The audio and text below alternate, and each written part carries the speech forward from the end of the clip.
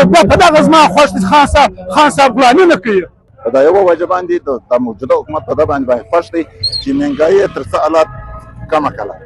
دغه د تر حکومت مهنګایي دونې لوړ و چې د پاکستان په تاریخ کې موږ نه واورېدو. 14,000 ته ګونې ورسېده. غریب سړي په دې هېڅ قدرت نه درلود. عمران خان شو حکومت هم شو کاروبار اوس ولاکه شي نه کاروبار څه نه شي. عمران خان شو کاروبار هم او ښه تر روان. زه په حقیقت ته وایم چې نواز شریف حکومت شول ارزاني مو له هر شی ارزانه و خوشحالي و امن سکون و چې کوم ټایم عمران خان راغلی دی ګراني هم جوړه شوې ده هر شی هم ګران شوی دی امن سکون نه دی راغلی. جیل کې دې کښېنولی دی بیا دا خبرې کوي وا دغه دی دا چش ملګری دا د کوم ځای ایجنټ دی یاره زه قسم پر اخم مسلمان دی لمونځ کوي ذکرونه کوي دا پر دا خو زه قسم اخم په چا پورې خبره غیب ویل ګناه لري. ورشه در علیم پوښتنه کوي ستا په خپله نه ایندلې مسلمانه وا دا د پلاکي ایجنټ دی هېڅ شی ایجنټ نه دی سچ مسلمان هغه یوه دغه مرکه ما ویندله تقریبا بیخي ډېر ملکونه وو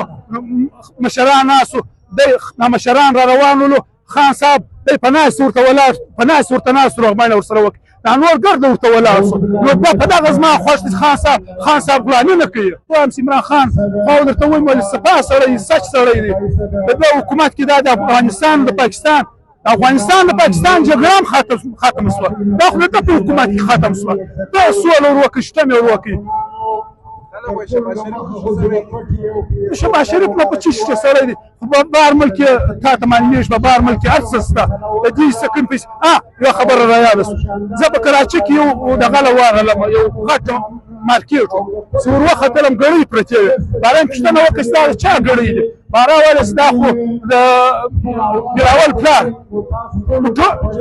زرداري دا د زرداري مارکېټ دی دا د زرداري ګړۍ دی ما سوچ ووایي سړی دا دونه کرپټ کوي دا کرپټ مدیره ولاړېږي دا ګړیانې پرانیستي ایوب کاندار له ورغله ما دا ګړۍ په څو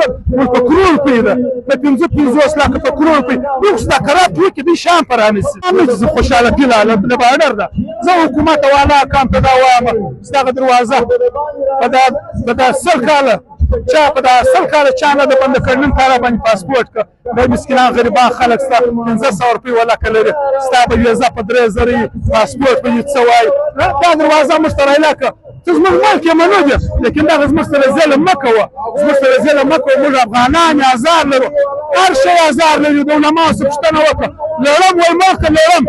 لړم مه که لیکن ور ته به یې نه ور اچوې دا څو په څو کې مهنګایي و بلکې په یوه شي کې نه دا اوس څه ناڅه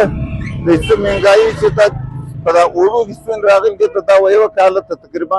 په میاشت 40-50 هزار پیدا رسېدونکې ده د موجوده حکومت نه دا ځای خوښ دی د شهباز شریف حکومت داسې ګډ حکومت هغه نه کوم. زه په حقیقت ته وایم چې نواز شریف حکومت شول ارزاني مو له هر شی ارزانه و خوشحالي و امن سکون و چې کوم ټایم عمران خان راغلی دی ګراني هم جوړه شوې ده هر شی هم ګران شوی دی امن سکون نه دی راغلی. چې راغلی و هغه ټایم هم ګراني ده اوس ګراني ده په پنجاب کې تباهي راغلی ده په پاکستان کې تباهي راغلی خالد نواز شریف غټ